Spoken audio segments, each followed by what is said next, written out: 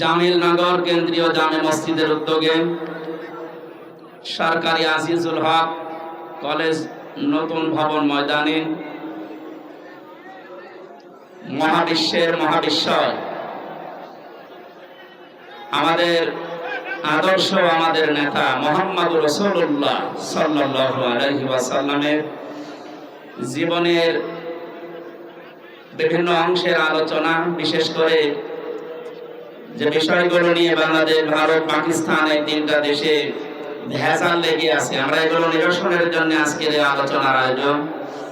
সিরাতুন নবী সাল্লাল্লাহু আলাইহি ওয়াসাল্লাম এই অনুষ্ঠানের সম্মানিত সভাপতি, জামিলনগর কেন্দ্রীয় জামে মসজিদের শ্রদ্ধাভাজন সভাপতি জনাব অধ্যাপক আসাম আব্দুল মালিক আতামাল্লাহু আমরাহু ওয়া বারাকাল্লাহু ফি হায়াতি, সহ সভাপতি স্টুডেন্ট ওয়েলফেয়ার ফাউন্ডেশন বগুড়ার মহাপরিচালক জনাব রেজওয়ানুল ইসলাম, এতক্ষণ পর্যন্ত যারা আলোচনা রেখেছেন বিশ্বনন্দিত মুফাসসির কোরআন, ইসলামিক চিন্তাবিদ, বগুড়া জেলার কৃতি সন্তান আলহাজ মাওলানা মুফতি বজলুর রশিদ মিয়া দামাত বারকাতুহুমুল আলিয়া, এখানে উপস্থিত আছেন জনাব শফিউল আলম শাফিন, জনাব অধ্যক্ষ মোহাম্মদ এরশাদুল বারী এরশাদ সাহেব, মঞ্চে বসা অত্র এলাকার সর্বজন শ্রদ্ধাভাজন ব্যক্তিবর্গ। আমি অনেকের নাম জানি না, একবার দোয়া করছি ওয়ারফা'না লাকা যিকরাক, বলেন আমিন। সামনে বসা এই দুর্যোগ মুহূর্তে নিচে কাদা এবং ভেজা, উপরে বৃষ্টি হচ্ছে, এই কঠিন পরিস্থিতিতে নবীদের সিরাত শোনার জন্য যারা এত পাগল, আমার মন ডেকে বলছে বিশ্ব নবী যদি এখন বাংলাদেশে আসতেন, আমার মনে হয় বগুড়ার এই যুব সমাজ হযরতে তালহার মতো জীবন দিয়ে হলেও পাহারা দিতে। এই দৃশ্যটা আল্লাহ যেন আরশ থেকে দেখে এ জেলার মানুষদেরকে বিশ্ব নবীর আশিক হিসাবে কবুল করে। দল, মত, জাতি, বর্ণ, ধর্ম নির্বিশেষে মুহাম্মদুর রাসূলুল্লাহ সবার জন্য রহমত ছিলেন। সেই হিসাবে তার আদর্শ, তার জীবনী শোনার জন্য সবাইকে আমরা আহ্বান জানিয়েছি। যারা এসেছেন এই মানুষগুলোকে নিয়ে আমাদের মালিকের দরবারে শুকরিয়া জানাচ্ছি, আলহামদুলিল্লাহ। বাংলাদেশ দ্বিতীয়বার স্বাধীন হওয়ার পরে আমরা শুনছিলাম ঘোষকের মুখ থেকে বৈষম্য বিরোধী ছাত্র আন্দোলনে যারা জীবন দিয়েছে, আপনাদের এই পাশের বিভাগ রংপুর, এটা তো রাজশাহী বিভাগের ভেতরে, পাশের বিভাগ রংপুরের কৃতি সন্তান, বীর সন্তান শহীদ আবু সাইদ, কিছুদিন আমি আগে গিয়েছিলাম তার কবরে। তার বাবা বলছিল যে ছোটবেলা থেকে প্রতিবাদী, মুসলমানদের এইটাই হওয়া উচিত। আমরা তো বিড়ালের জাতি না, আমরা সিংহের জাতি, আমরা প্রতিবাদী। প্রতিবাদ বন্ধ হয়ে গিয়েছিল, এই জন্য 15 বছরে সালেমরা যা ইচ্ছা তাই করেছে। প্রতিবাদ আমাদের অব্যাহত থাকবে। শহীদ আবু সাইদ, মীর মুগ্ধর মতো কেউ যেন আর কিয়ামতের আগে বাংলার চেয়ারে কোন জালেম বসতে না পারে ইনশাআল্লাহ। এত আরামের জিনিস ছেড়ে দেওয়ার পরে অনেকের মাথা খারাপ হয়ে গেছে, আমরা দেখতে পাচ্ছি। এক লোক ঊর্ধ্বশ্বাসে দৌড়াচ্ছিল, ছেলের সাথে দেখা রাস্তায় ডাক দিয়ে বলছে, আব্বা তুমি কোথায় যাও? বলো ভাই চুপ কর। ভাই মানে বাড়ি দিয়ে যে বলছে, আম্মা আমি আর দুনিয়ায় বাঁচবো না। কেন? আব্বা আমাকে রাস্তায় মানুষের সামনে ভাই বলে ডাক দিয়েছে। মহিলা বলছে, কি এত বড় ক্ষমতা তোর বাবার? ও বাড়িতে আসলো। বাড়িতে আসার পরে জিজ্ঞাসা করছে, ওগো তুমি নাকি রাস্তায় লোকের সামনে ছেলেকে ভাই বলে ফেলেছো? ওরে মা, গরু হারালে এরকম হয়। 50-60 হাজার টাকার একটা গরু হারিয়ে গেলে যদি অবস্থা হয়, এরকম একটা অবৈধ রাষ্ট্র হারিয়ে গেলে কি অবস্থা হয় টের পাচ্ছেন না? মাথা এখনো ঠিক হয়নি। এই জন্য গতকাল কেউ বলেছে আমি পদত্যাগ করিনি। পদত্যাগ করে নিয়ে এই ভিডিও কি বানানো নাকি? রাষ্ট্রপতি নিজেই বলছে উনি আমার কাছে পদত্যাগ পত্র জমা দিয়ে গেছে, আর আপনি বলছেন করেননি। এত লোভ আপনার ক্ষমতার। বোঝা যাচ্ছে গরু হারালে মানুষের মাথা যেমন খারাপ হয়ে যায়, আপনারও মনে হয় খারাপ হয়ে গেছে। এই জন্য ওনার ছেলে পরশুদিন স্ট্যাটাস দিয়েছে, আমার মার মাথা খারাপ, ওনার কথা আপনারা কিছু মনে করবেন না। তার আগের দিন স্ট্যাটাস দিয়েছে, জয় সাহেব, দেশের মানুষ আমার মাকে কুকুরের মতো তাড়িয়ে দিয়েছে। কি সুন্দর সুন্দর স্ট্যাটাস, সুবহানাল্লাহ বলেন। সুতরাং শোকে দুঃখে যারা উল্টাপাল্টা বকছেন, জালেমদের দোসর এখনো যারা এদেশে ছড়িয়ে ছিটিয়ে আছে, তাদেরকে সাহস জোগাতে অনেকে বলছে চট করে ঢুকে পড়বো, আসেন। কত মানুষ অনেকের চামড়া দিয়ে ডুগডুগে বাঁচাবে বলে বসে আছে, বিশেষ করে আবু সাইদের মা। আপনাকে যদি পাই, সত্যি আপনার এক টুকরা চামড়া ওর লাগবে। বহু মানুষ এরকম যারা অনেক কিছু হারিয়েছে, আশায় আছে।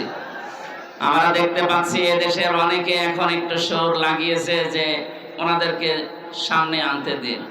এটা কিন্তু একটা টপ, ভুলেও আপনি টপ গিলবেন না। যদি বাইরে আসেন, এই যে জনপ্রশাসন মন্ত্রণালয়ের যিনি কালকে ধরা পড়েছে, ও মনে করেছিল যে সব সহজ হয়ে যাচ্ছে, যেই বের হয়েছে দরবেশের মতো ধরা খেয়েছে। আশা করছি আপনি ভুল করবেন না। কোরআনে কারিমের এই অনুষ্ঠানে যেহেতু নবীর জীবনী শোনার জন্য আমরা এসেছি, এই পৃথিবীতে শ্রেষ্ঠ অনুষ্ঠান দুইটা, কোরআনের আলোচনা আর নবীজির আদর্শের আলোচনা। এর উপরে দুনিয়ার কোনো উত্তম আদর্শ, উত্তম আলোচনার অনুষ্ঠান নেই। এটা এখন ইবাদত চলছে, যে ইবাদতে কষ্ট বেশি হয় ওই ইবাদতে সওয়াব বেশি হয়। এই জন্য যেহেতু দুইটা অবস্থা, নিচে ভেজা উপরে বৃষ্টি পড়ছে, কঠিন অবস্থায় যারা আসলাম বলেন আলহামদুলিল্লাহ। দরুদ আর সালাম পড়ছি আমাদের নবী মুহাম্মদ রাসূলুল্লাহ সাল্লাল্লাহু আলাইহি ওয়াসাল্লামের প্রতি। অবস্থা ভালো না, এখন আমি খুব তাড়াতাড়ি করছি। কোরআনে কারিমের ৬৬৬৬ আয়াত থেকে মাত্র ২টা আয়াত পড়েছি। সূরা কাসাসের ৫ নাম্বার আয়াত, সূরা আহজাবের ২১ নাম্বার আয়াত। আমরা ২টা আয়াত থেকে, বিশেষ করে যেহেতু এটা সিরাতুন নবী সাল্লাল্লাহু আলাইহি ওয়াসাল্লাম মাহফিল, সেই হিসাবে সূরা আহজাবের ২১ নাম্বার আয়াতটা বেছে নিচ্ছি। সূরা কাসাসের যে সুসংবাদটা, এটা আপনাদেরকে শোনাতে চাই। আল্লাহ পাক বলেন, নুরিদু আন নামুন্না আলাল্লাযীনা ইসতুযইফু ফিল আরদি ওয়া নাজআলাহুম আইম্মাতাও ওয়া নাজআলাহুমুল ওয়ারিসিন। এই পৃথিবীর ময়দানে ফেরাউন চেয়েছিল যতগুলো দল আছে কাউকে কিছু বলবো না, শুধুমাত্র মুসা আলাইহিস সালামের যে অনুসারী যে দল, এই দলকে আমি ধ্বংস করে দেব। হাজার হাজার বছর আগে ফেরাউন বুঝতে পেরেছিল এদেশে যেহেতু দল বিদলে বহু মানুষ বিভক্ত হয়ে আছে, কোন দলের দ্বারা তার ক্ষতি হওয়ার সম্ভাবনা নেই। একটা দলের দ্বারা তার ক্ষতি হওয়া, তার রাজত্ব, তার সিয়ার চলে যাওয়ার সম্ভাবনা আছে, সেটা মুসা নবীর দল। এই জন্য ওর বড় টার্গেট ছিল এই দলটাকে। হাজার হাজার বছর পর ২০০৯ সাল থেকে ২৪ সাল পর্যন্ত পৃথিবীতে লেডি ফেরাউন যারা এসেছে, তার ভেতরে অন্যতম আমরা অনেককে পেয়েছি। তারাও বুঝে ফেলেছে এদেশে হাজারো দল আছে, কারো দ্বারা সিয়ারের ক্ষতি হওয়ার সম্ভাবনা নেই। একটা দলের দ্বারা এদেশের সিয়ার নড়ে যাওয়ার সম্ভাবনা আছে। সে দলের ভেতরে আমরা 4টা জিনিস পেয়েছি। কোন দল যদি কেউ গঠন করে, সূরা আলে ইমরানের ভেতরে 4টা বিষয় আল্লাহ জানিয়েছেন। ১০৪ নাম্বার আয়াত। দল করতে আমরা জানি 4টা জিনিস লাগে। ১ নাম্বারে নেতা লাগে। কি লাগে? নেতা ছাড়া দল হয়? কোরআনে কারিমের জন্য বিশ্ব নবীকে আল্লাহ হে নেতা এই শব্দ বলে ডাক দিয়েছেন। ইয়াসিন।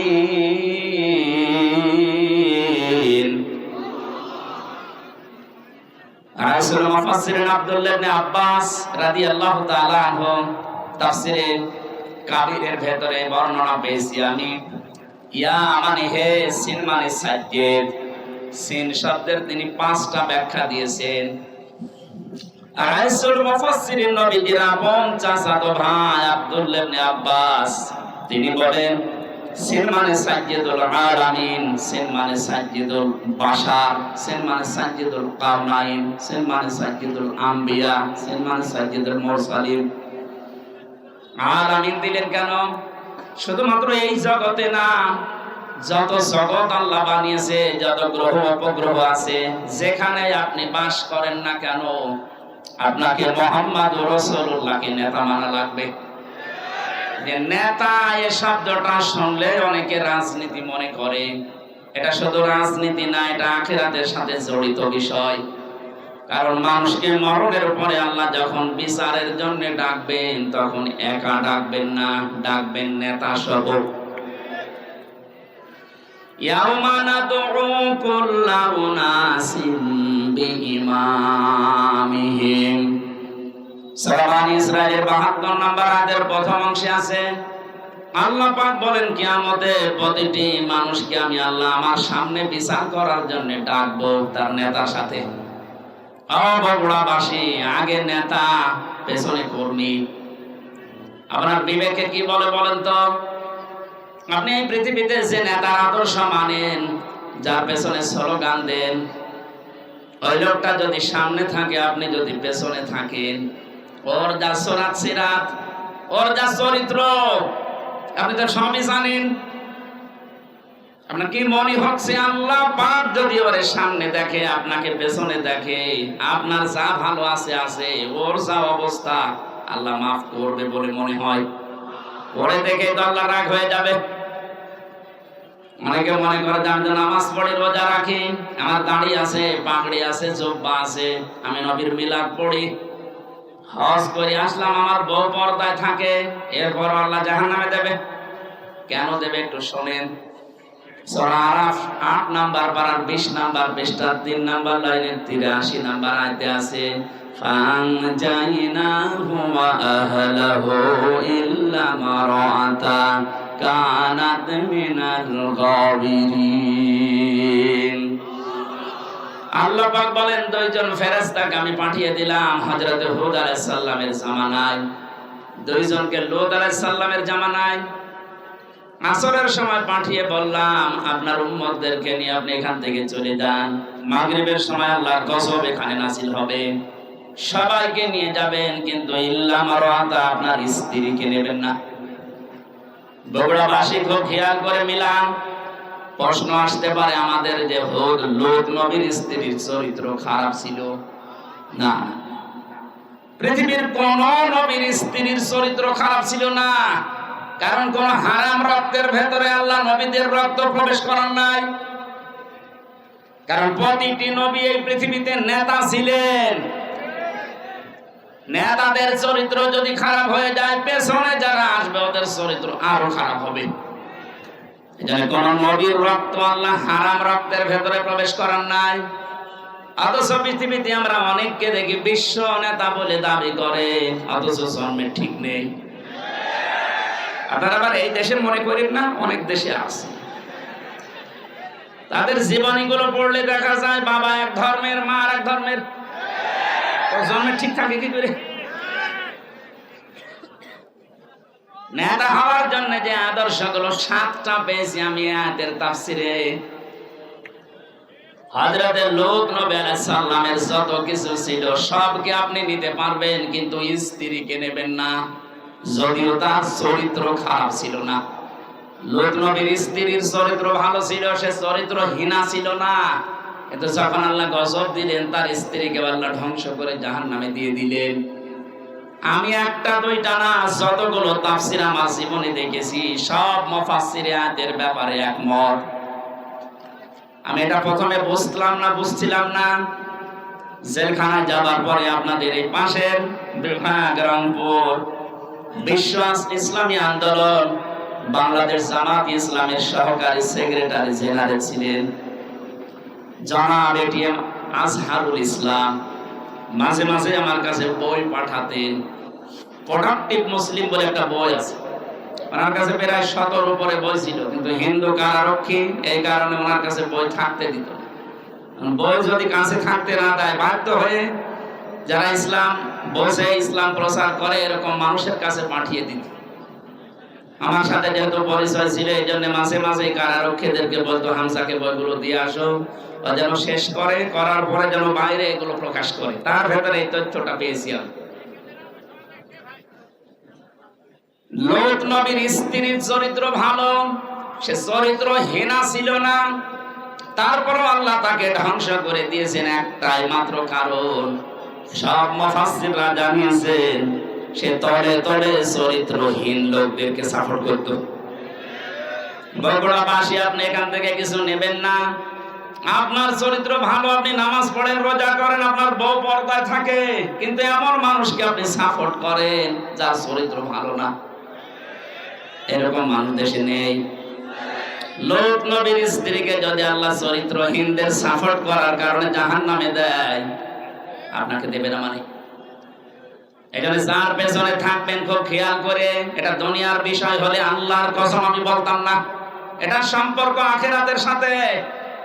এই পৃথিবীর ময়দানে যার আদর্শ ঠিক নেই, নেতা ঠিক নেই, এ মারা যাওয়ার পরে কিতাবুল মুফরাদের ভেতরে হাদিস পেয়েছি, আলাদাবুল মুফরাদ, ও মরণের সঙ্গে সঙ্গে বিনা হিসাবে বিনা বিচারে জাহান্নামী। আমি আপনাদেরকে বাঁচাতে এসেছি। এখন যদি আপনি বাঁচতে না চান, যান, আপনার বিবেকের উপরে ছেড়ে দিলাম। আমি দেখতে পাচ্ছি কোরআনের চোখ লাগিয়ে যে আপনি জাহান্নামে যাচ্ছেন। আসেন, ফিরে আসেন, এখনো পশ্চিম থেকে সূর্য ওঠে নাই, এখনো পর্যন্ত তওবার দরজা বন্ধ হয়ে যায়নি। ফিরে আসেন, এটা দুনিয়ার বিষয় না। বগুড়াবাসী, বহু ভালোবাসি আপনাদের, এটা দুনিয়ার বিষয় না, এটা আখিরাতের সাথে সম্পৃক্ত। আপনি ধরা খাচ্ছেন। সাইয়্যিদুল বাশার আল্লাহ দিয়েছেন, সাইয়্যিদুল আলামিন দিয়েছেন। যদি বলেন আমি বগুড়ায় না, আমি কুষ্টিয়ায় বাস করি, কুষ্টিয়া কি পৃথিবীর ভেতরে না? শুধুমাত্র এই 228টা রাষ্ট্র নিয়ে পৃথিবী গঠিত। এখান থেকে আরো যত গ্রহ আছে, কেউ যদি বলে আমি মঙ্গল গ্রহে বাস করি, ওইটা কার? কেউ যদি বলে চাঁদের দেশে বাস করি, ওইটা কার? ওখানে আপনাকে নবীকে নেতা মানা লাগবে। ইয়াতানাজ্জালুল আমরু বাইনাহুন্না, প্রত্যেকটি জায়গায় আল্লাহর বিধিবিধান নাজিল হচ্ছে ওই সৃষ্টি দেখে দেখে। কেউ যদি বিজ্ঞান মঙ্গল গ্রহে নিয়ে যে বলে আমি এখানে বাস করব, আমি আর পৃথিবীতে যাব না, আপনাকে ওখানে যতদিন বসবাস করবেন বিশ্ব নবীকে আদর্শ নেতা মানা লাগবে, মাস্ট বি। না মানলে আপনি জাহান্নামী। দল করতে প্রথমেই নেতা লাগে। আমাদের যে নেতা আমরা পেয়েছি, পৃথিবীর শ্রেষ্ঠ নেতা, এর চাইতে বড় নেতা দুনিয়ায় আছে আর? আমরা যাব চরিত্রে 2 নম্বরে লাগে, আমরা জানি সংগঠন। পৃথিবীতে বহু সংগঠনের নাম আমরা পেয়েছি। বাংলাদেশ জামাতে ইসলামী, এর ভেতরে যে শব্দগুলো দিয়ে গঠিত আপনি তাকান। অনেকে বলে মওদুদি বানিয়েছে, আরে শয়তান বানিয়েছে যে। আপনি লক্ষ্য করেন শব্দের দিকে, জামাতে ইসলামী, ইসলামের দল, এর চাইতে আর সুন্দর জিনিস কি থাকে? এই শব্দটা নেওয়া কোরআনে কারীমের সূরা আলে ইমরানের 104 নম্বর আয়াতের প্রথম অংশ থেকে।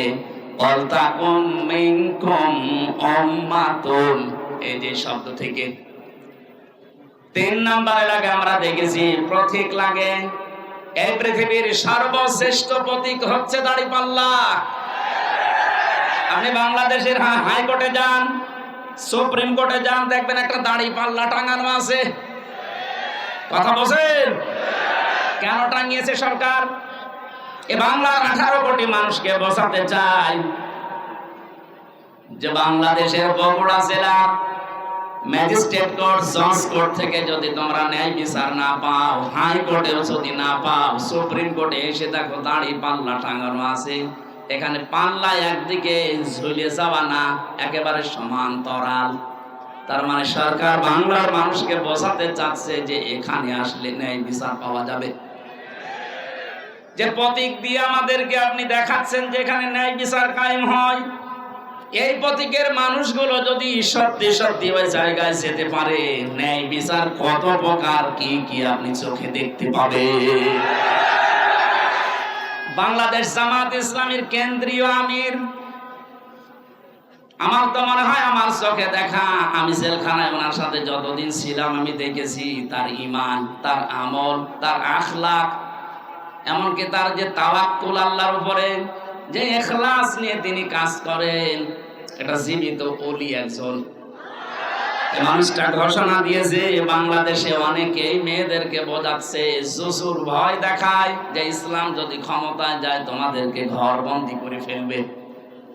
ঘোষণা দিয়েছে ইসলাম যদি সত্যিই বাংলার ক্ষমতায় যায়, মেয়েরা এমন কথা বলতে বাধ্য হবে যে কিয়ামত পর্যন্ত ইসলাম বাংলাদেশে থাক।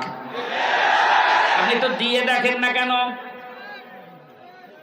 প্রতীক যখন টাঙানো দেখে বলছেন যে না এটা ন্যায় বিচারের প্রতীক, এ প্রতীক যদি সামনে আসে আপনি হাতের কাজ করবেন তো? বলেন, এটা তো রাজনীতি। হ্যাঁ, এটা যদি রাজনীতি মনে করেন এইটাই রাজনীতি, এর বাইরে রাজনীতি করা যায় নেই। কারণ এর বাইরে আপনি এই দাড়ি পাল্লার বাইরে যত রাজনীতি 53 বছরে দেখলেন না, দাড়ি পাল্লার বাইরে আমরা যা দেখলাম, দেখতে পেয়েছি অধিকাংশ গুলো দুর্নীতিতে ভরা।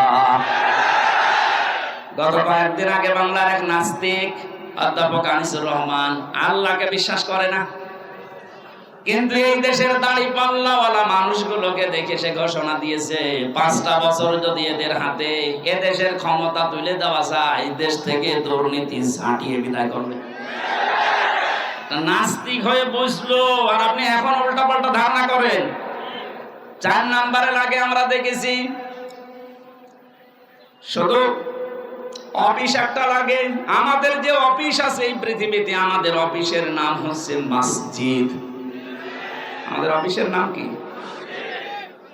দুঃখজনক হলো সত্য, 5 তারিখ আগস্টের পর থেকে আজকের এই 15 তারিখ, 1 মাস কয়েকদিনের ভেতরে বগুড়া না হলেও বাংলার বহু জেলাতে আমরা দেখতে পাচ্ছি অনেকে এখন মসজিদে আল্লাহর কোরআনের কথা, তাফসীরের কথা বলতে নিষেধ করছে। 15.5 বছরে এত বড় বড় জালেমরা পর্যন্ত সাহস পায়নি যে মসজিদে আল্লাহর কথা বলা যাবে না, কিন্তু এই 1 মাসে 8-9 দিন আমরা দেখতে পেলাম। খুব দুঃখ লাগছে এদের আচরণ দেখে। কারা এরা আমরা জানি না, কোরআনে কারীম আপনাদের সম্পর্কে জানিয়েছে, ওমান আসলামু মিম্মান মানাআ মাসাজিদাল্লাহি আইয়ুযকারা ফিহা ইসমুহু ওয়া সামা ফি খারাবিহা ইলা আখিরি আয়াত। সূরা বাকারা 1 নাম্বার 12 নাম্বার পৃষ্ঠা 4 নাম্বার লাইনের 114 নাম্বার আয়াতের প্রথম অংশে আছে।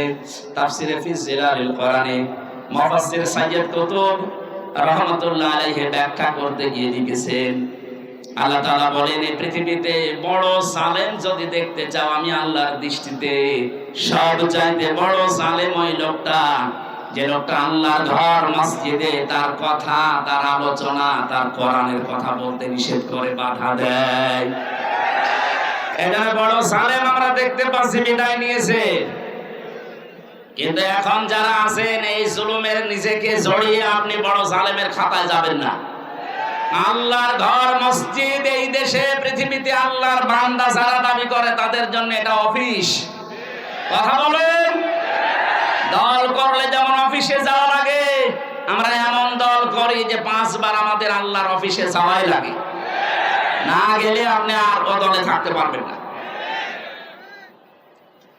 সুতরাং আমরা যেটা বোঝাতে চাচ্ছি, নেতা এই শব্দটা শুধু দুনিয়ার সাথে যদি আপনি মনে করেন যে দুনিয়ার বিষয় নেতৃত্ব না, এটা আখিরাতের সাথে সম্পৃক্ত। আল্লাহ নিজে ডাক দিয়েছেন নবীকে, হে নেতা। এই শব্দ দুনিয়ার কাউকে আল্লাহ দেননি। সুতরাং আল্লাহর ঘোষণা দেওয়া নেতা দুনিয়ায় কয়জন বলেন? তাকে বাদ দিয়ে যদি অন্য কাউকে আপনি নেতা মানেন, আপনি লিখে নিতে পারেন আপনি জাহান্নামী। সেই মহান নেতার আদর্শ শোনার জন্য সিরাতুন নবী দিয়েছেন। এই কিছুক্ষণ আগে দেখলাম মিলাদুন নবী পালন করার জন্য অনেকে মিছিল নিয়ে যাচ্ছে। আমি মিলাদুন নবীর বিরুদ্ধে না, কিন্তু শুধু মিলাদ নিয়ে কেউ যদি আনন্দে থাকেন, নবীর সিরাত আর আদর্শ আপনার কাছে যদি মুখ্য না হয়, আপনিও নবীর চাচা আবু তালেব আর আবু লাহাবের মতো জাহান্নামে যাবেন। নবীর চাচা আবু তালেব আবু লাহাব বিশ্ব নবীকে ভালোবেসেছে কম না, তারা নবীর মিলাদে খুশি ছিল। মিলাদ মানে জন্ম, মিলাদ মানে কি? এত বেশি খুশি হয়েছে আবু লাহাব, নিজের 2 আঙ্গুল দিয়ে যে মহিলা এসেছিল সুয়াইবিয়া, তাকে আজাদ করে দিয়েছে। যা আবু তালেবের জীবনী পড়েন, নিজের সন্তান আলীকে কাছে রাখতো না, ভাতিজা মুহাম্মদ রাসূলুল্লাহকে বুকে নিয়ে ঘুমাতো। এত বেশি ভালোবাসা দিয়েছিল এই 2 চাচা খালি নবীর জন্মে। কিন্তু নবীজি যখন বললেন ইয়া আম্মি আবি তালিব লা ইলাহা ইল্লাল্লাহ হাজ্জুল লাকা ইনদাল্লাহি ইয়াউমাল কিয়ামাহ, রাওয়াহুল বুখারী। ও চাচা, জোরে বলা লাগবে না, শুধু আমার কানের কাছে মুখটা নিয়ে আস্তে গিয়ে বলেন লা ইলাহা ইল্লাল্লাহ মুহাম্মাদুর রাসূলুল্লাহ বলার দরকার নেই, ওটা আমি নিজে জানি। আপনি শুধু আল্লাহর একাত্মবাদের ঘোষণাটা দিয়ে যান, জোরেও বলবেন আমার কানের কাছে মুখ নিয়ে একটু আমাকে শোনান, আমি সাক্ষী থাকি কিয়ামতের দিন আপনাকে আমি আল্লাহর কাছে ঝগড়া করে জান্নাতে দিয়ে দেব। পাশে দাঁড়িয়েছিল আবু সেহেল আর আবু লাহাব। আবু সুফিয়ান ডাক দিয়ে বলে নেতা পড়বা, এতদিন বাপদাদার ধর্ম অনুসরণ করলে এখন ভাতিজারে নতুন ধর্ম অনুসরণ করে গ্রহণ করে কলঙ্কিত হবা। মানুষ তোমাকে কাপুরুষ বলবে, ভীরু বলবে, বদনাম হবে তোমার। আবু তালেব ওই দিন বলেছিল মুহাম্মদ ভাতিজা আমার, আমি তোমাকে ভালোবাসি, তোমার জন্মের পর থেকে আমি খুশি, কিন্তু তোমার এই আদর্শটা আমি মানতে পারলাম না, তুমি আমাকে মাফ করে দিও। মাফ করার মালিক কি নবীজি না আল্লাহ? আরো জোরে বলেন। আমি সংক্ষেপ করছি এই কারণে, কারণ এই 2 জন চাচার জীবনী আমি পুরা পড়েছি। নবীর জন্মে এত খুশি যারা ছিল, দেখলেন নাকি বললাম, কিন্তু 2 জনই জাহান্নামী। 2 জনে কি বলেন বলেন? একজনের পায়ের নিচে শুধু একটু ফিতা লাগিয়ে দেবে জাহান্নামের, মাথার মগজ পর্যন্ত টকবক করে ফুটতেই থাকবে। আর আবু লাহাব জাহান্নামী, এটা আল্লাহ কোরআনে কারিমে সূরা লাহাব তার নামে নাযিল করে জানিয়েছেন, সায়াসলা নারান যাতা লাহাব। বলেন নাউযুবিল্লাহ। বগুড়াবাসী সিস্টেম অপর পৃষ্ঠায় দেখুন, আরো 2 জন চাচার নাম আমরা জানি, একজন হযরতে আমির হামজা আর একজন হযরতে আব্বাস রাদিয়াল্লাহু তাআলা আনহুমা। এই 2 জন চাচা শুধু নবীর জন্মের সময় খুশি ছিল তা না, ওরা নবীর আদর্শ পেয়েও খুশি ছিল।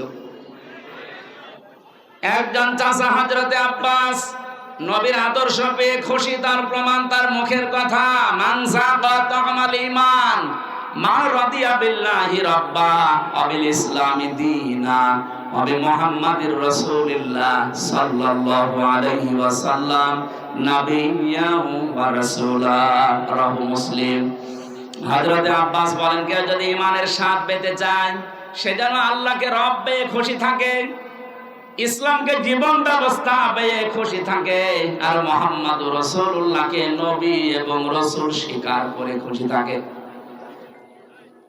তিনি যে রাসূলের আদর্শ পেয়ে খুশি ছিলেন, এই কথায় তার প্রমাণ। আরেকজনের দিকে তাকান, হযরতে হামজা রাদিয়াল্লাহু তাআলা আনহু। নবীদের আদর্শ মানতে গিয়ে নিজের শরীরকে উহুদের ময়দানে 70 টুকরা করেছেন, নবীর আদর্শ ছেড়ে দেননি। তার জীবনী পড়তে গিয়ে পেয়েছি হযরতে হামজাকে ওরা এত টুকরা করেছিল, লজ্জাস্থান পর্যন্ত কেটে বাঁধিয়ে দিয়েছে। শেষ পর্যন্ত বিভিন্ন জায়গায় পাহাড়ে লতা পাতা দিয়ে নবীজি তার লাশটা যখন ঢাকলেন, মাথা থেকে পা পর্যন্ত তার নিজের পাগড়ি দিয়ে ঢেকে দিলেন, পাহাড়ের লতা পাতা দিয়ে পায়ের শেষ অংশে ঢেকে দিলেন, ডাক দিয়ে বললেন, রব্বুল আলামিন, আমার এই চাচা হামজার উপরে আমি এ পর্যন্ত খুশি আছি, হে আমার মালিক, তোমাকে বলছে তুমি আমার চাচা হামজার উপরে খুশি হয়ে যাও। বগুড়াবাসী, আগে 2 জন চাচাও তো আদর করেছে, মহব্বত দেখিয়েছে, ভালোবেসেছে, কিন্তু জন্মে কথা বলেন না কেন? ওই দুইজন চাচার শুধু মহাব্বত ছিল, ভালোবাসা ছিল, আদর ছিল জন্মে মিলাদে, কিন্তু আদর্শ মানতে তারা নারাজ। এই দুইজন চাচা জন্মেও খুশি, আদর্শ পেয়ে খুশি। তাদের জন্য নবীজির বক্তব্য দেখে, হে আমার মালিক, আমার চাচা হামজার উপরে আমি এ পর্যন্ত খুশি আছি, তোমাকে বলছি তুমি আমার মালিক হিসাবে আমার চাচার উপরে খুশি হয়ে যাও।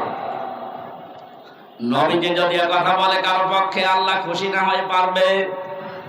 বুঝতে পারলাম চারজনের জীবনী পড়ে দুইজনে শুধু মিলাদ নিয়ে খুশি, জাহান্নামী। দুইজনে মিলাদেও খুশি, সিরাতেও খুশি, এজন্য দুইজনে জান্নাতি। আশা করছি আমার কথার অর্থ বুঝেছেন। এবার আসেন, কেন বিশ্ব নবী মুহাম্মদ রাসূলুল্লাহকে এই পৃথিবীর ময়দানে আদর্শ হিসাবে মেনে নেওয়া লাগবে? আমি 27টা কারণ পেয়েছি কোরআন আর সিরাতের কিতাবে। একটা একটা করে যে কয়টা বলা যায় দেখি। রব্বুল আলামিন বলেন, লাকাদ কানা লাকুম ফি রাসূলিল্লাহি উসওয়াতুন হাসানাহ ইলা আখির আয়াত। অবশ্যই আমি তোমাদের জন্য মহত্তম আদর্শ লুকিয়ে রেখেছি আমার রাসূলের জীবনে। আমার এখানে দুইটা প্রশ্ন। আল্লাহ পাক বিশ্বনবী মুহাম্মদ রাসূলুল্লাহর নাম জানতেন না? কথা বলেন না কেন? ওনার নাম যে মুহাম্মদ, এই শব্দটা আল্লাহ জানতেন না? ফি রাসূলিল্লাহ দিলেন কেন? আমাদের আদর্শ মানা রাখবে মুহাম্মদ ইবনে আব্দুল্লাহকে, না রাসূলুল্লাহকে। এবার আমার প্রশ্ন, উনি রাসূল হয়েছিলেন কি জন্মেই? বলেন। উনি পৃথিবীর সর্বপ্রথম নবী, শেষ নবী, এ কথা আমরাও মানি, কিন্তু ঘোষণা দেওয়া হিসাবে উনি কিন্তু 40 বছরই নবুয়ত পেয়ে ঘোষণা হয়েছে। কোরআন আরব জাহানে 40 বছরের আগ পর্যন্ত কেউ নাকি নবী বলতো না, বলতো মুহাম্মদ ইবনে আব্দুল্লাহ। বলেন। উনি রাসূলুল্লাহ হয়েছেন, নবী হয়েছেন কত বছর বয়সে? আরো জোরে। এর আগে পুরা আরব জাহানে ওনাকে নাম দিয়েছিল মুহাম্মদ ইবনে আব্দুল্লাহ আস-সাদিক আল আমিন। আজ বাংলাদেশ সহ বিশ্বের বহু জায়গায় আমরা দেখতে পাচ্ছি অনেকে বলছে আমরা নবীওয়ালা কাজ করি। এই কথাটা প্রতারণা। আপনি করছেন নবীওয়ালা কাজ না, আপনি করছেন মুহাম্মদ ইবনে আব্দুল্লাহর কাজ। কারণ মুহাম্মদ ইবনে আব্দুল্লাহ 17 বছর বয়সে হিলফুল ফজল শান্তির সংঘ গঠন করার মাধ্যমে ভালো ভালো কাজের আঞ্জাম দিয়েছিলেন। কথা বলেন না কেন? তিনি মানুষকে ভালো কথা শোনাতেন, ভালো কথা বলতেন, মানুষের বিপদে এগিয়ে যেতেন। এই কাজগুলো করেননি? সিরাত ইবনে হিশাম দেখেন, এই কাজগুলো তিনি করেছিলেন। কি বুঝলেন এখানে? আপনিও যে কাজগুলো করেন এগুলো কিন্তু মুহাম্মদ ইবনে আব্দুল্লাহর কাজ। আর রাসূলুল্লাহর কাজ কি? তিনি যেই দিন রাসূল হচ্ছেন তার মানে 40 বছর বয়সে, ওই দিনই জিবরাইল তাকে বলেছিল ইকরা। তিনি আরবি কারি, আমি পড়তে পারি না। 3 বার বলার পরও যখন বললেন আমি পড়বো না, পড়তে পারি না, এত ধরে চাপ দিয়েছিলেন।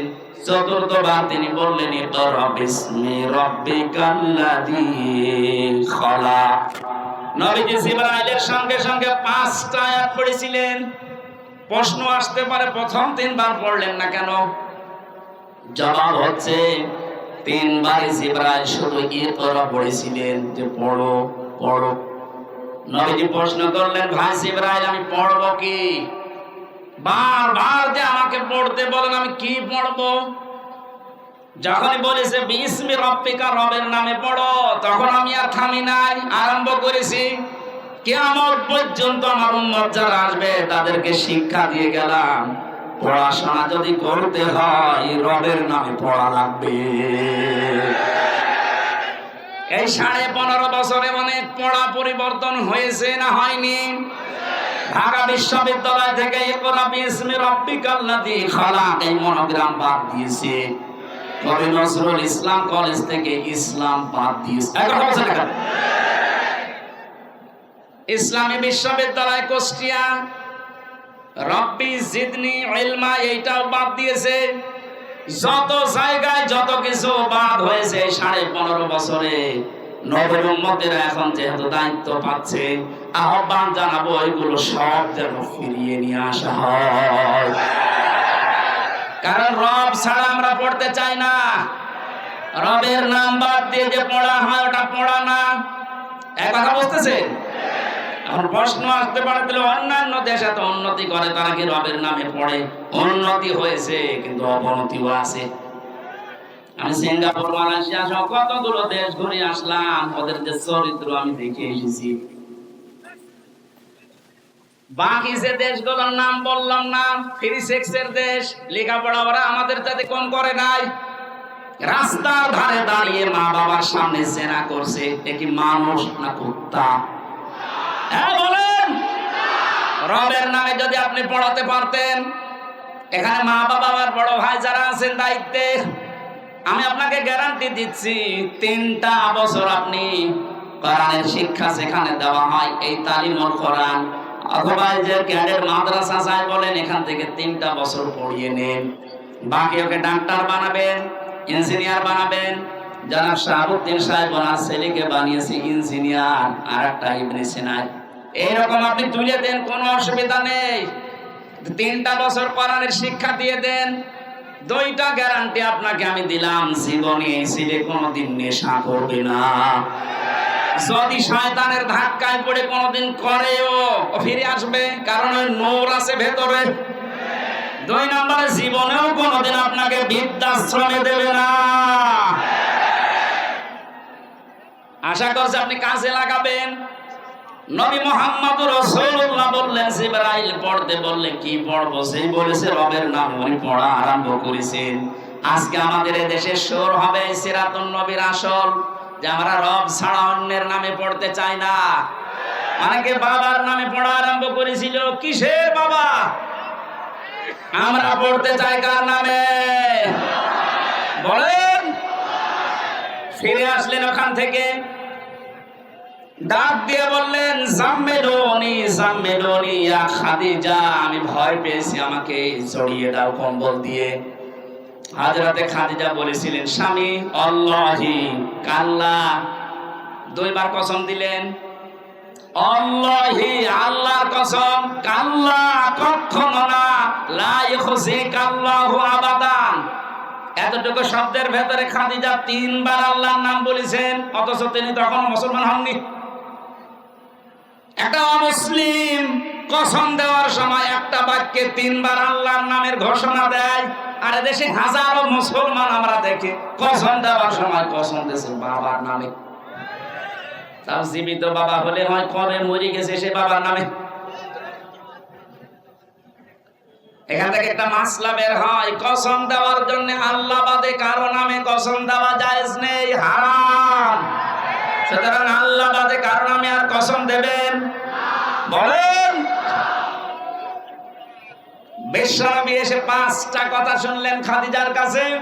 প্রথম নম্বরে বলেছিলেন, স্বামী আমার ভয় পাবেন না, আল্লাহ কখনো আপনাকে অপমান অপদস্থ ভয় দেখাতে পারে না, কারণ আপনি আত্মীয়তার সম্পর্ক ঠিক রাখেন। ও বাংলার মুসলমানেরা, যারা রক্তের সম্পর্কগুলো ঠিক রাখে, আত্মীয়তার সম্পর্কগুলো জুড়ে রাখে, তাদেরকে আল্লাহ পাক নির্ভয় করে দেয়। পৃথিবীর কেউ তাদেরকে ভয় দেখাতে পারে না। আর আমরা দেখি এগুলো যারা ঠিক রাখে না, তাদের মনের ভেতরে হাজারো অজানা ভয়। জেলে যাওয়ার আগে একবার মাহফিল থেকে আসার সময় এক পুলিশ গাড়ি থামিয়ে আমার বছর হুজুর বুকে ফু দিয়ে দেন। কেন? দায়িত্ব পালন করতে গিয়ে দেখি হঠাৎ তাল গাছের ভেতরে কি যেন নড়ে উঠলো, আমি ভয় পেয়েছি। তুই তো ভয় পাবি, কারণ মানুষকে ঠেকায় আর মানুষের অধিকার নষ্ট করে, হক নষ্ট করে, উল্টা পাল্টা টাকা কামাই করে। যারা মানুষের অধিকার নষ্ট করে না, হক নষ্ট করে না, রক্তের সম্পর্ক ঠিক রাখে, তাদের ভেতর থেকে আল্লাহ অজানা ভয়গুলো দূর করে দেয়। মেয়েরা যারা এসেছেন, সম্মানিত মা বোনেরা, হাদিস বলছে, কোন মেয়েরও যদি চায় যে আমার স্বামী বেশি দিন বেশি থাক, আমার স্বামীর হায়াত বেড়ে যাক, তার সম্পদ বেড়ে যাক, তার সম্মান বেড়ে যাক, সে যেন স্বামীকে বারবার তাকিদ দেয়, স্বামী তুমি যা করো করো, কিন্তু সম্পর্কগুলো ঠিক রাখো। তোমার মায়ের সাথে, বাবার সাথে, বোনের সাথে, ভাইয়ের সাথে, ফুফুর সাথে, চাচার সাথে, আমারগুলো যদি নাও করো, অন্তত এইগুলোর সম্পর্ক ঠিক রাখো। কিন্তু 100টার 98টা পরিবারে আজ বাংলাদেশে বউর কারণে আমরা এই রক্তের সম্পর্কগুলো ঠিক রাখতে পারি না। কারা কারা পারছেন না হাত তোলেন তো। একজন আমার মনে হয় ওয়াজ করা ঠিক হইল না। ঠিক আছে, বাকিগুলো আমরা তো অন্তত ভালো আছি, আমাদের পরিবারের সমস্যা নেই আলহামদুলিল্লাহ। বগুড়ার মা বোনেরা আমাদেরকে ধন্যবাদ। এই একটা লোক একটু সমস্যা আছে, ওরে বের করে দেবে না, আমি শুধু হাসির জন্য বলি নাই, আমি কিন্তু বাস্তব বলছি। হাজারো পরিবারে আজ স্ত্রীর কারণে নিজের মা বাবার সাথে আমরা সম্পর্ক নষ্ট করে ফেলি। আমার বোনের সাথে সম্পর্ক আমার রক্তের, কিসের বলেন? এখন যে জল্লাদ আছে কেন্দ্রীয় কারাগারে, এর নাম আছে ইলিয়াস। এই লোকটা ফাঁসি হয়েছে বউ মারার কারণে, বউ হত্যা করেছে, এই কারণে ফাঁসি, এখনো যাবজ্জীবতে আছে। এখন 22 বছর জেল খাটা লাগবে, এখন ফাঁসি দেয় মানুষকে। ও একদিন এসে বলছিল, হামজা ভাই আমার জীবনের এই কাহিনী। 17 বছর ছিল সৌদি আরবে, বিয়ে করার পর 35 না 36 বছর বয়সে বিয়ে করেছে। কয়েক বছর যেতেই বর সাথে আর মার সাথে কোনো মিল নেই। আমি আমার বোনকে কিছু দিলেই বউ মন খারাপ করে, মাকে কিছু দিলেই মন খারাপ করে। শেষ পর্যন্ত কি করবো, ওরে আমি একটু সতর্ক করার জন্য একটা থাপ্পড় দিয়েছিলাম, এক থাপ্পড়েও ছাতা মরে গেছে। এখন আমার এই যে জেল, 22টা বছর জেলে থাকা লাগবে। 30 বছর জেল হয়েছিল, আমি কাজকর্ম করি, এই কারণে আমার 22 বছর। তো বলেন, একটা লোক ওইদিকে গেল 34-35 বছর, এদিকে 22 বছর, ওর জীবনে আর কি থাকবে বের হলে? ওকে খুব বড় অপরাধ করে গিয়েছে জেলে। এই পারিবারিক জীবনের একটা ঠুনকো বিষয় নিয়ে এদের সম্মানিত মা বোনেরা যারা বিভিন্ন জায়গায় বসে শুনছেন, আপনি মনে করেন নামাজ পড়া, রোজা রাখা, কালো বোরকা পরে আমি বগুড়ায় ঘুরি, আমি জান্নাত যাবো না? মানে জান্নাত আপনার কারণে আপনার এই স্বামী তার মা বাবার সাথে, তার বোনের সাথে, ভাইয়ের সাথে সম্পর্ক ঠিক রাখতে পারে না। আমি কি বেশি বলে ফেললাম? এই বগুড়ায় মনে হয় এখনো শুরু হয়নি, এগুলো কুষ্টিয়া চলছে। আশা করছি মা বোনেরা খাদিজার মতো আচরণ করবে, বলেন আমিন। তিনি বললেন 5টা কথা, ওখান থেকে নিয়ে গেলেন, বলেন চলেন আমার ভাই ওয়ারাকা ইবনে নওফেল আছে, চাচাতো ভাই। ওয়ারাকা ইবনে নওফেল তাওরাতের ইনজিলের পণ্ডিত ছিলেন। তিনি নবীজির এই কথাগুলো শুনে বললেন, মুহাম্মদ সুসংবাদ, ওয়েলকাম তোমাকে, কারণ এর আগে মুসা নবী, ঈসা নবীর কাছে এই ফেরেশতা এসেছিল। ভয় পাবেন না আপনি, কিন্তু আমার আশঙ্কা হচ্ছে আমি কিতাব পড়ে যেটা দেখতে পেয়েছি, আপনাকে আল্লাহ যেটা দিলেন, আপনি এখন নবী রাসূল। এই নবী রাসূল যারাই হয়েছিল, মুসা নবী, হযরত ঈসা নবী, তারা রাসূল ছিলেন, কিতাব পেয়েছিলেন, জিবরাইল এসেছিল। এজন্য এলাকার মানুষেরা তাকে এলাকায় থাকতে দেয়নি, হত্যা করার জন্য চেষ্টা চালিয়েছে। আপনার কপালে এটা আসবে, জাতির লোকেরা আপনাকে শেষ পর্যন্ত দেশ থেকে তাড়িয়ে দেবে। আমি যদি ওই সময় বেঁচে থাকি, আমি তোমাকে সাহায্য করব। বগুড়াবাসী যারা বলেন নবীওয়ালা কাজ করি, নবী তো নবী 40 বছর হওয়ার পরে কাজ শুরু করেছিলেন। কাজ শুরু করার পরে তার প্রথম ঘোষণা যে আপনি দেশে থাকতে পারবেন না। 82 বার নবীকে হত্যা করার জন্য টার্গেট নিয়েছিল ইহুদিরা।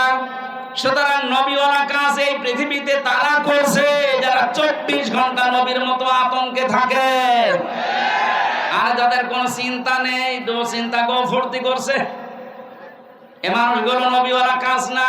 এদের মোহাম্মদ ইবনে আব্দুল্লাহর কাজ হচ্ছে নবীওয়ালা কাজ করতে হলে অবশ্যই 40 থেকে 63 এই 23 বছর অনুসরণ করা লাগবে।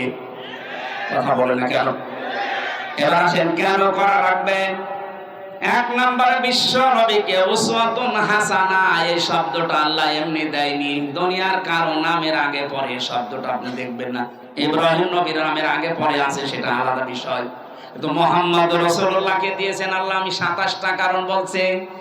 এক নম্বরে বিশ্ব নবী মুহাম্মদ রাসূলুল্লাহ জীবনী আমাদের কাছে পরিষ্কার, এই কারণেই তিনি একমাত্র আদর্শ। দুনিয়ায় যার অনুসরণ আপনি করেন, কেউ বুকে হাত দিয়ে বলতে পারবেন না যে দেশে বঙ্গবন্ধু, জিয়াউর রহমান, মতিয়ার রহমান নিজামী, চারমোনাই পীর, যারা জয় দলে আছেন, কেউ গ্যারান্টি দিতে পারবেন না যে আমার নেতার চরিত্র 100% পরিষ্কার। পারবেন না। অথচ নবীজি নিজে জানিয়েছিলেন, আমার স্ত্রীরা, হে আমার সাথীরা, হে আমার সাহাবীরা, দিনের আলোতে রাতের আধারে আমার ভেতরে যা দোষটি দেখতে পাও সব খুলে খুলে মানুষকে বলে দাও। এটা বলার মতো মানুষের পৃথিবীতে আমরা কাউকে পাইনি। কারো জীবনী আমাদের কাছে পরিষ্কারও না। কারণ সে ছোটবেলায় কি করেছে, কার মুরগি চুরি করেছে, কার কাঁঠাল চুরি করেছে আমরা জানি না। কথা বলে না কেন? অথচ তার 63 বছরের জীবনে আপনি একটা কলম লাগাবেন, সে জায়গাও পাবেন না। কি সুন্দর কথা আল্লাহ তার নামে দিয়েছেন, খুলুকিন আযীম। আযীম শব্দটা বিশাল শব্দ। আল্লাহ বলেন এই নামটা আমি শুধু মুহাম্মদুর রাসূলুল্লাহর চরিত্রে ব্যবহার করেছি। আর ইসমাঈল নবীকে আমি একটা নাম দিয়েছিলাম, আমার নাম গোলামিন হালিম, আমার সহনশীল বান্দা। ইসহাক নবীকে আমি একটা নাম দিয়েছিলাম গোলামিন আলিম, আমার জ্ঞানী বান্দা। মুহাম্মদুর রাসূলুল্লাহকে যে নাম দিয়েছি এটা খুলুকিন আযীম, আমার মহান চরিত্রের বান্দা। কিয়ামত পর্যন্ত মানুষ কুল কিনারা পাবে না এর আদর্শ অনুসরণ করে। জোরে বলেন আল্লাহু আকবার। আমি যে কথাটা এ পর্যন্ত নিয়ে আসতে চাই, দুনিয়ায় কারো জীবনী আমাদের কাছে যেহেতু পরিষ্কার না, পরিচ্ছন্ন না, এই জন্য একমাত্র আদর্শ আমরা কাউকে মানি না। আমরা মানি মাত্র মুহাম্মাদুর রাসূলুল্লাহ সাল্লাল্লাহু আলাইহি ওয়াসাল্লামকে। দ্বিতীয় নম্বরে আমি পেয়েছি বিশ্বনবী আমাদের একমাত্র আদর্শ হওয়ার কারণে পৃথিবীর যত সম্পদ আল্লাহ দিয়েছেন, তিনি ছিলেন শ্রেষ্ঠ সম্পদ। কি ছিলেন? সূরা ইউনূসের 58 নম্বর আয়াতে আল্লাহ তাআলা ঘোষণা দিয়েছেন, এই পৃথিবীতে যত নিয়ামত আমি তোমাদের জন্য দিয়েছি, সর্বোত্তম সর্বশ্রেষ্ঠ সম্পদের নাম হচ্ছে মুহাম্মদুর রাসূলুল্লাহ। ফাবিযালিকা ফালিয়াফরাহু হুয়া খায়রুম মিম্মা ইয়াজমাউন। সুতরাং তোমরা যদি আনন্দ করতে চাও কারো আদর্শ পেয়ে, মুহাম্মদুর রাসূলুল্লাহর আদর্শ পেয়ে আনন্দ করো। দুনিয়ার শ্রেষ্ঠ সম্পদ এটা। জোরে বলেন আল্লাহু আকবার। 3 নম্বরে বেশি তিনি গোটা পৃথিবীর জন্য ছিলেন রহমত। যেখানে গিয়েছেন সেই জায়গা রহমতে ভরে গেছে। ওমা আরসালনাকা ইল্লা রাহমাতাল লিল আলামিন। আর রাহিকুল মাকতুবের ভেতরে আয়াতের ব্যাখ্যা পড়তে গিয়ে আমি পেয়েছি, খাদিজাতুল কুবরা হযরতে হালিমাতুস সাদিয়া বলেন, আমি যেখান থেকে কোলে নিয়েছি ওই জায়গা থেকে 6টা বছর আমি তাকে লালন পালন করেছি, কোনোদিন অভাব কারে বলে আমি চোখে দেখি নাই। জোরে বলেন সুবহানাল্লাহ। 4 নম্বরে তিনি আমাদের আদর্শ, এটাই আমার আসল পয়েন্ট। এই পৃথিবীতে একজন মানুষকে শুধু অনুসরণ করলে, অনুকরণ করলে জীবনের গুনাহ মাফ হয়ে যায়, তিনি মুহাম্মদুর। পৃথিবীর কোন মানুষকে অনুসরণ করলে জীবনের গুনাহ মাফ হয় আমি কোরআনে পাইনি, শুধু একটা মানুষ। قُلْ إِن كُنتُمْ تُحِبُّونَ اللَّهَ فَاتَّبِعُونِي يُحْبِبْكُمُ اللَّهُ وَيَغْفِرْ لَكُمْ ذُنُوبَكُمْ وَاللَّهُ غَفُورٌ رَّحِيمٌ। 5 নম্বরে পেয়েছি তিনি আমাদের জন্য আলো বা লাইট। আলো লাইট নিয়ে মানুষ যেমন চলতে ফিরতে সহজ হয়, বিশ্ব নবীর আদর্শ কারো কাছে থাকলে তার জীবন চলা আমার আল্লাহ সহজ করে দেয়। قد جاءكم من الله نور وكتاب مبين। বলেন আল্লাহু আকবার। ছয় নম্বরে বেশি তিনি শুধুমাত্র আমাদের নেতা না, আদর্শ না, তিনি রাসূলদের নবীদের নেতা ছিলেন। আল্লাহ সূরা ইয়াসিনের ভেতরে দিয়েছেন ইন্নাকা লামিনাল মুরসালিন। জোরে বলেন আল্লাহু আকবার। 7 নম্বরে তিনি উন্নত চরিত্রের অধিকারী ছিলেন পৃথিবীতে। 8 নম্বরে তার বক্ষ ছিল উন্মুক্ত। নবীর উম্মত বলে আজ আমরা যারা দাবি করছি, অনেকের মন সংকীর্ণ। এটা একটু ভালো করে শুনুন। আল্লাহ বলেন আলাম নাশরাহ লাকা সাদরাক, হে নবী আপনার সিনাকে আমি উন্মুক্ত করে দেইনি, আপনার বুককে প্রসারিত করি নাই। বাংলাদেশের এখন যে অবস্থা, এখন এই আয়াতটা মেনে নেওয়া আমাদের 100 দরকার। আজ আমাদের অনেকের মন সংকীর্ণ, ন্যারো মাইন্ডের আমরা না। বুক উন্মুক্ত করা লাগবে, প্রশস্ত করা লাগবে বুককে মুহাম্মদুর রাসূলুল্লাহর মতো। এই কথা বলেন না কেন? এত বড় বড় অপরাধীকে যদি আল্লাহর নবী মাফ করে নিজের বুকের কাছে নিতে পারেন, যেটার আদর্শ ডাক্তার শফিকুর রহমান দেখাচ্ছে, তার মতো অত্যাচারিত নির্যাতনের শিকার তো আপনি হননি। তার ছেলে এখনো ছেলে, তার স্ত্রী অসুস্থ, তারপরে কঠিন পরিস্থিতিতে যদি তিনি উদার হয়ে সব ক্ষমা করে দিতে পারেন। আমাদের ছোটখাটো ভাইরা অনেকে ভুল করেছিল 15 বছরে, অনেক মানুষ তাদেরকে উল্টা পাল্টা নামে ডাকছে। আমার বিশ্ববিদ্যালয়ের বড় ভাই, এ নাটোরের সন্তান, মাওলানা আব্দুল বারী রশিদি, আপনাদের বগুড়াতে এখন থাকে। ওনার জীবন চরিত্র নিয়ে অনেকে আমার কাছে মেসেজ পাঠায় যে উনি বাতিলের সাথে হাত মিলিয়ে এই কাজ করেছিল। আরে ভাই, বাস্তবতা, স্থান, কাল, পাত্র ভেদে কাজ করা লাগে। আমাদেরকে যারা দায়িত্ব দিয়েছিল জেলখানার ভেতরে, ওরা মানুষ নামে জানোয়ার ছিল। আমরা যদি ওই আচরণ ওই সময় করতাম, যে দুনিয়ায় আর বের হতে পারতাম না, ওখানে মরা লাশ নিয়ে বের হতাম। এদেশে বহু জায়গা এরকম ছিল যেখানে স্থান, কাল, পাত্র ভেদে বাস্তবতার নিরিখে মিশা লেগেছিল। বাড়ি ভাই যদি ভুল করেও থাকে, উনি আল্লাহর কাছে জবাব দেবেন। ওনাকে বুকে টানতে আপনার এত উল্টা পাল্টা ফতোয়া আসে কোত্থেকে? উনি বিশ্ববিদ্যালয়ের সাংস্কৃতিক সম্পাদক ছিলেন ইসলামী ছাত্র শিবিরের। ওই পর্যায়ে না গেলে ওনার এমনি চেহারা দেখে দিয়েছিল। মানুষের মনের খবর যেহেতু আল্লাহ জানে, কি উদ্দেশ্যে কি করেছিল সেটা আল্লাহ জানে। অনেকটা মোনাজাত করেছিল, ওইটা নিয়ে আপনি ফতোয়াবাজি করেন, আপনার জীবনে ভুল নাই। এই জন্য কোন মানুষের ভেতরের অবস্থা যেহেতু জানেন না, উপরে কিছু দেখে আন্দাজে ধারণা করলে আপনার কবিরা গুনাহ হবে। আমি আশা করছি আপনার মুখ হবে উন্মুক্ত। আপনি রাসূলকে সিরাত শুনতে এসে তার আদর্শ মানার জন্য বসে আছেন, আর আপনার মন এখনো পর্যন্ত ন্যারো মাইন্ডের হয়ে বসে আছে। এখন যে অবস্থা চলছে, আমরা যদি সব একটা একটা করে মাইনাস করে দিই, এই যে 14 মানুষ এই দেশে এখনো জালেম আছে, জালেমের উত্তর শুরি। কালকে আন্তর্জাতিক রিপোর্ট পেয়েছি একটা, এদেশের 28 জন মানুষ, 100 জনের 28 জন জাতীয়তাবাদী দল বিএনপি, যেটা নাম শুনি আমরা, এনাদেরকে সাপোর্ট করছে। জালেম যারা বিদায় নিয়েছে তাদেরকে 100 জনের 14 জন এখনো এই দেশে সাপোর্টার আছে। 100 জনের 58 জন ইসলামপন্থী মানুষ এই দেশে অলরেডি এখন তৈরি হয়ে গেছে। 1 মাস 8 দিনের যে অবস্থা দেখতে পাচ্ছি, আমার তো মনে হচ্ছে এই অবস্থা যদি চলতে থাকে 58 না 70 হতে আর বেশি দিন দেরি হবে না ইনশাআল্লাহ।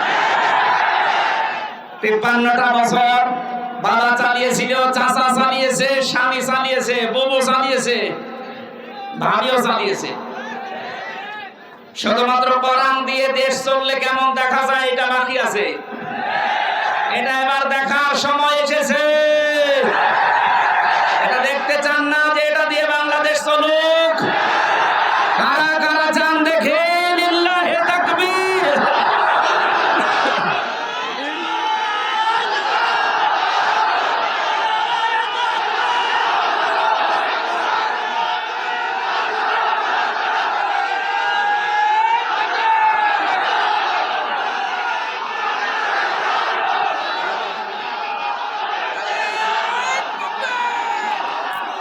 সম্মানিত ভাইরা, আমি যতগুলো নোট করেছিলাম এত কয়েক ঘন্টা লাগার কথা, 27টা কেবল চলছে, 7টা। এখন পুরাটা বলতে গেলে আপনাদের এখন মাগরিবের আজান হবে, এরপরে আজকে আমার সিরাজগঞ্জে মাহফিল আছে এসার পরে। এই মাহফিলটা আসলে আপনি কি বজলুর রশিদ মিয়া আমার চাচা জোর করে নিয়েছে। আমার যেহেতু মাহফিল আজকে 2টা ছিল, আর আমি পারছি না, কারণ ভেতরে থেকে যা খাওয়িয়েছে ওরা, আমিও পারি না, আপনারা ছাড়েন না, আল্লাহ আকবার, এরকম হয়ে যাচ্ছে। আমার একটু বাঁচিয়ে রাখেন, যে গরু দিয়ে চাষ করে খাবেন, গরু যদি মরে যায় অন্তত আমার একটু ছাড় দেন, আমি পুরাটা শেষ করতে পারলাম না। আগামীতে কোনো জায়গায় আব্দুল বারী রশিদি, আব্দুল সালাম যুক্তিবাদী, এদের মাধ্যমে কয়েকটা মাহফিল নিয়েছে আপনাদের আশপাশে, যেখানে আসবো ইনশাল্লাহ ওখানে একটু আগে আগে তুলে দেবেন, কথা বলবো। আজকের মতো মাফ চেয়ে বিদায় দিচ্ছি। সভাপতি সাহেব একটু সালাম দেবেন, এরপরে মোনাজাত করে আমরা বিদায় দিব। সালাম। আরম্ভ হয়ে গেছে। কি করছে আমার ব্যাপারটা কি করছে? দাঁড়ান, শেষ হোক, এটা শেষ।